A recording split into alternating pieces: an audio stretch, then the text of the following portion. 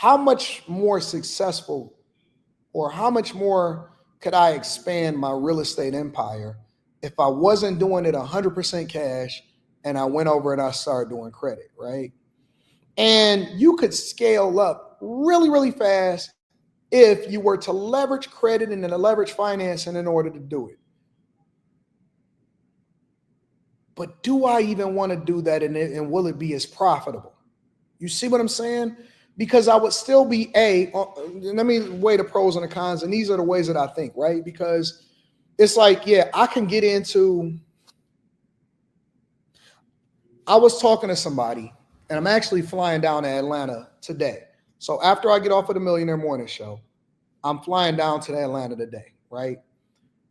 And one of the things that me and this person was talking about, we were talking about, I can't tell you everything we was talking about because he told me not to tell people, but it was something that was a long-term play. And it's a big business play that we both had kind of just so happened to both have the same mindset with it. And we were both talking about it, right? And I was thinking to myself, I could have built it a long time ago, this huge thing. And I've never told anybody about it, but I could have built it a long time ago. Maybe if I had financed the deal instead of continuing to save and a stack and make the play so that I'll then be able to just basically do it cash. But then at the same time, I'm at a greater risk because if the play isn't as profitable as I need it to be, basically what you're doing is you're taking a risk and having to carry that yourself if your financing doesn't meet expectations. So I'll break it down from a C student's perspective for you guys.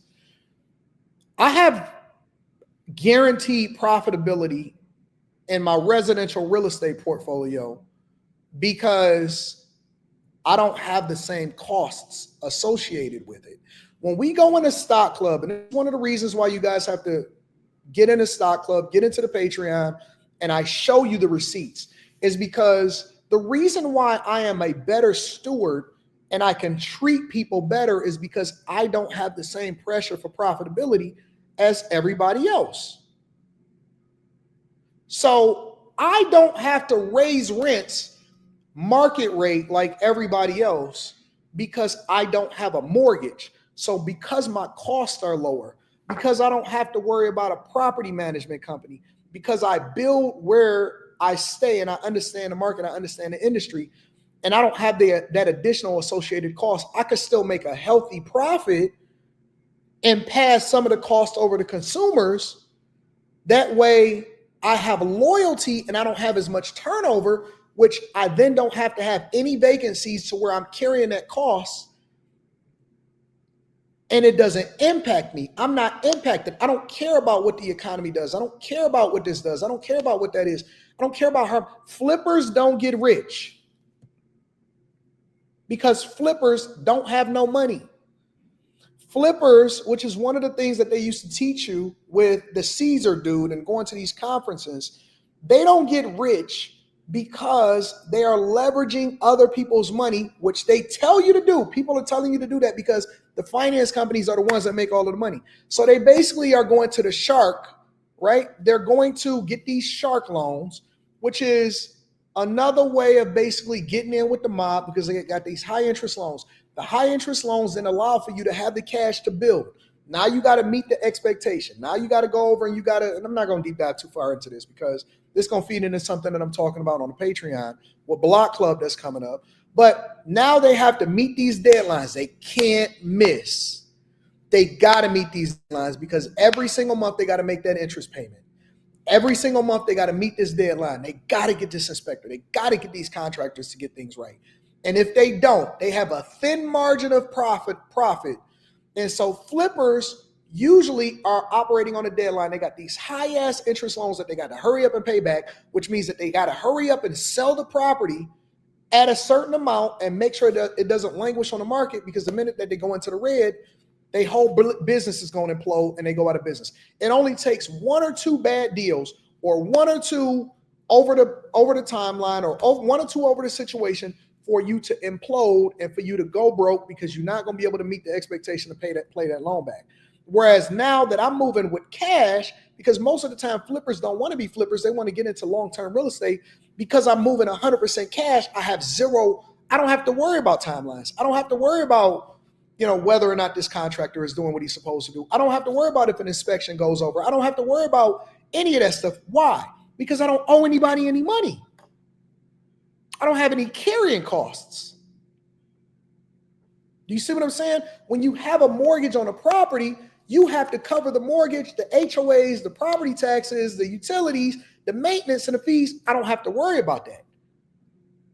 You get your rent payment from the people, it goes straight into the books, and you just continue to collect it, and you're using that money to continue to build other things. So my point is that it's a pro and a con. For me, I know a lot of my buddies, they are really, really successful. They leverage interest, or they leverage their other properties as collateral to continue to build up their portfolio. I tend to want to do things clean because I don't want to give any money to the bank. So I'll just I'm going to outpace them long-term because I'm going to compound over a period of time and I'm not going to have the same payments as them. They're going to have properties and they're going to say, well, I got 50 doors and they got mortgages on all of them, hoping to cash flow at $200 to $300 per property. I may have 17, 18, 19, but I'm going to cash flow $43,000 a month clean with no owing, no obligation on any of them except for to pay the property taxes on them at the end of the year. I'm going to cash flow 40 to 50 a month. They're going to own more property. I'm going to be more profitable. So I'd rather wait is what I'm saying. I'd rather be patient. I'd rather just build it out the mud. That way you get 100% ownership and you don't have to pay the bank anything. And this goes back to what I'm telling you guys about student loans. The faster that you pay it off, because so many people are more worried about the payment and the lifestyle than they are about whether or not they're giving the interest over to the bank. The more money you give to them long term is less money that you have to invest in yourself. That's why I tell people to stay down 10 years. Stay with your parents. Don't be so quick to move out the house. You'll be able to live the life that you want to live for the rest of your life if you make the short-term sacrifice, is what I'm saying. Y'all understand what I'm saying? It's always better to play the long game. It's always going to be better to play the long game. Every time you play the short game, you're going to be 1 to 2 situations away from losing everything. It's always. It don't seem like it at first. It seems like everybody is beating you. It's going to seem like everybody is outpacing you. Oh, man, look at what they bought. Look at that car that they driving on Instagram. Man, they came up really fast. The fastest that they got it is the fastest. I know people that are up to debt in their eyeballs. They can't breathe, but they got a chain. They got some diamonds. They got a couple chicks that they fooling with the bottles at the club. They living paycheck to paycheck, play to play. They robbing Peter to pay Paul. As soon as they get some money from here, they're using it over there. It seems like people are beating you. They're not. They not. They clawing it up. They hate the fact that they're getting taxes taken out of their paycheck because they ain't got enough money to survive. As people that make listen, you wouldn't believe the amount of people, because of their student loan debt, because of their credit card debt, because of the way that they live in their lifestyle, the amount of people that are paycheck to paycheck that make $100, $120, $130, $140, $150, $200,000 a year. It's a lot. It's a lot of them. It's a lot of people. A lot of them. The tortoise, listen, the word of God, it gave you the blueprint for success financially. The race is not given to the swift. It's given to he who endureth to the end. Listen, my YouTube career should be the blueprint for what you're talking about with your life. There's a lot of people that ran out there and they ran up a whole bunch of people. They went viral. They can't sustain a success. They went broke. I'd rather build it one brick at a time, one property at a time, One piece of portfolio at a time, one stock at a time. That's why I tell y'all the dollar cost average. One at a time. Slow and steady wins the race. Slow and steady wins the race. Your consistency, your ability to be able to maintain it. Pay off your motherfucking student loans. I'm telling you right now, pay off your loans. Get rid of the credit card debt and stop using it. Pay off your student loans, pay off your Klarna, and stop giving money to the banks. You know why banks are so profitable? Because they have to lend the money. You know why they want to lend the money? Because you know why they had a credit system? Because they want to rate your ability to be able to pay them their money back with interest. They're not giving you nothing for free. It's with interest. It's all with interest. When you go and you take out your student loans, some of y'all are going to have children. Some of y'all are going to have children. And you're going to tell them, you're going to live vicariously through them, and you're going to live your dreams through them, and they're going to be the first ones to go to college. You know what they're going to do? Take out student loans. You know what they're going to vote? The same way that you did, because you were saddled with student loans and you was hoping for somebody to save you. Save yourself. You can save yourself. Stay home. Practice group economics. Have a roommate. Go and move back in with your parents. Go and move back. Go and reconcile that relationship. Y'all do it with men every day. I'm going to put this Stephen A. Smith conversation to tomorrow. You're doing it with men every day. You sleep with men that you don't like, and you talk to people that you normally wouldn't in order for you to have a place to live, in order for you to get your bills paid. You telling me that you can't reconcile with your parents? At least you know them. You bust it down for a real one, and you call these men generous. Now they got a new word for it. They don't call it prostitution. They call it being generous. I want to talk to a man that's generous. Women are saying that they don't want a rich man. They want a man that's generous, because a man that will take care of you or a man that will pour into you is much different than a man that got it that won't spend on you. They don't want a rich man no more. They are listen, women are smart. They adjust. They adapt and they adjust. They adapt and they adjust. They look at the situation and they say, you know what? She winning. They don't really do nothing. His net worth is nice, but what value is it to me if he's not spending it on me? They adapt and they adjust. They're not looking for rich men anymore. Now, if you're rich and you're generous, that's a double whammy. They're looking for men that are generous.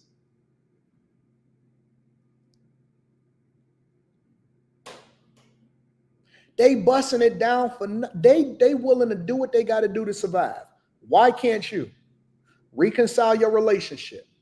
Suffer. Okay, so this girl, she talking too much or whatever. That's your roommate. You're not doing it because you want to be friends with her. You're living with this person and you're practicing group economics so that you can get ahead financially. Find you some better people for you to connect with so y'all can save some money and run up a bag and make it fun.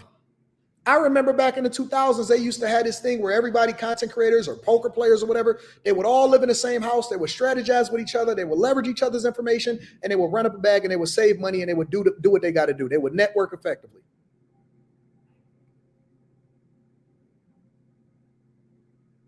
If you got a wife, if you got a husband, if you got people that you live with already, get your lives together. You're stronger together than you are apart if you're doing the right thing with each other. If you can't practice, if they're not beneficial to you, because whoever it is that you're living with, y'all should be able to practice some form of group economics. Stop putting your kids out fast and trying to get them to get out the house so you can go and live your life. Practice group economics. Group economics is one of the fastest ways for you to get wealthy. If you're able to listen, well, now you got a challenge. You wanted to get out there because, man, ain't no girl gonna want to come home with me because I still live with my mama. Well, that means that you got to go and find a girl that's willing to go home with you while you still living with your mama. That's the one that you're supposed to marry, because that's the one that's gonna hold you down. You too busy trying to impress these hoes. Get the one that's gonna go home with you while you living with your mama. That's your wife. That's the one that's going to deserve all of the benefits. That's the one that's going to hold you down. She going to do your books. She gonna make sure you good. She gonna make sure she holds you down. She see the potential in you. Stop trying to get with the bad bitch and get with the one that's gonna go with you and sleep with you while you with your mama. Cause she see the vision. Hey, nah, I'm not ready to move out yet. But you graduated college. You got a good job. Why you not moving out? Why you not going to get a good car? Why you not going out here and spending on me? Because you know what? I got a vision and I'm trying to build this business and I want to put my money in my stock portfolio. I got to get these student loans paid out for. If she can't see the vision, then she can't see you as a husband. If she can't see the vision for who you are and she can't rock with you so that you can actually be at your greatest, if all she looking to do is take everything from you and then leave you and monkey branch over to another man, then that's not your wife.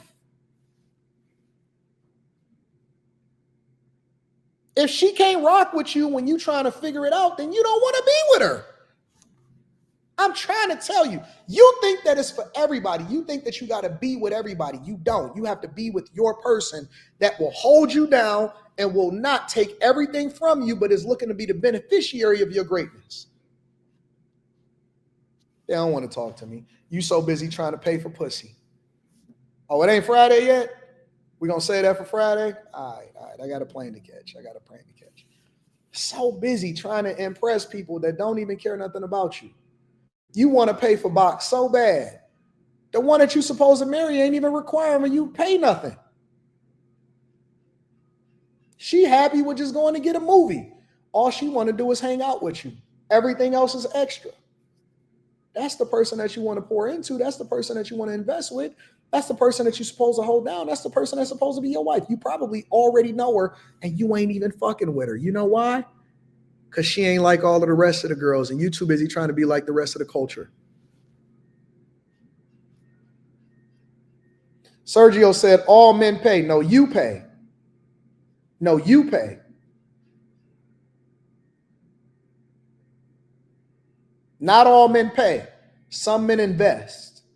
Not all men pay. Some men invest because the value that the person that you're supposed to be with is supposed to be a net positive, not a net negative. You trade in your time for money and then spend it on hoes that don't add no value into your life. Nigga, you might as well have just jacked off. You might as well have just beat your carry. All men don't pay. Some men have a net positive of the people that's surrounding them. If your circle and the people don't add more value to you than what it is that you're spending, some people invest, other men pay. They don't tell you that. Some men get more out of their situation and it's beneficial for both of them. And so as a result, we're going to win together. Other men pay. Men that are short-sighted, that ain't got no game, that don't understand how to put a vision into a woman to go out there and get resources, those men pay.